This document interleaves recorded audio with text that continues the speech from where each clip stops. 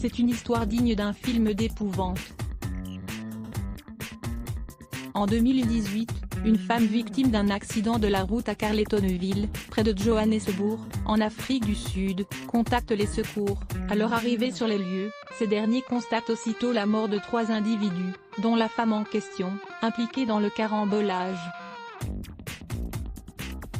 Quelques heures après le drame, cette dernière est donc transportée à la morgue et placée dans un réfrigérateur, comme il est d'usage dans ce genre de situation. Seulement voilà, un employé de la chambre mortuaire découvre par hasard que la victime est bel et bien vivante. Aussitôt, cette dernière est alors transportée dans l'hôpital le plus proche pour recevoir des soins. Une erreur de diagnostic qui semble dingue.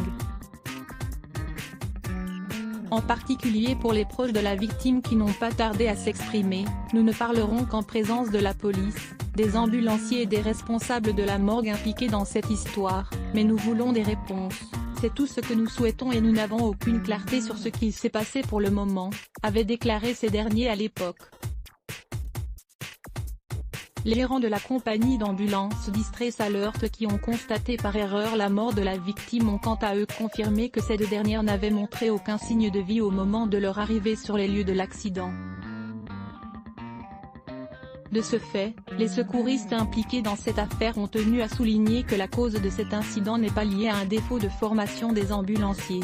À voir aussi, ils réalisent le rêve d'un enfant gravement malade avec un geste bouleversant à lire aussi les blocs ADS. Why?